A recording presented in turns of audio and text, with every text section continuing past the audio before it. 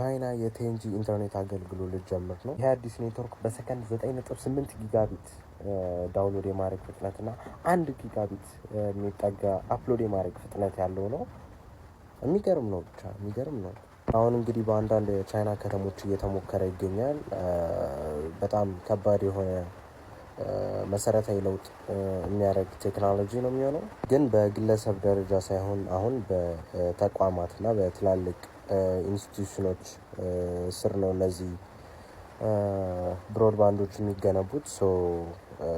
በግለሰብ ደረጃ አሁን ላናይ እንችላለን፣ ግን ወደፊት መሆኑ አይቀርም። አሁን የምናያቸው የ5G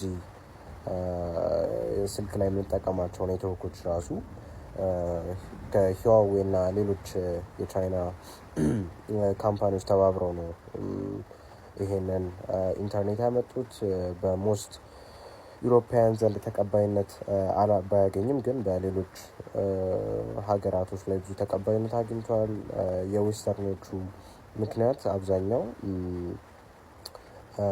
የመረጃ ደህንነት ናሽናል ሴኩሪቲ ችግር አለብን ብለው ነው። ግን ዞሮ ዞሮ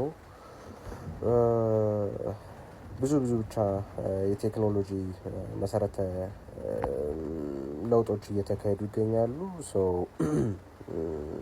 ጥሩ ለውጦችን የምናይበት ይሆናል።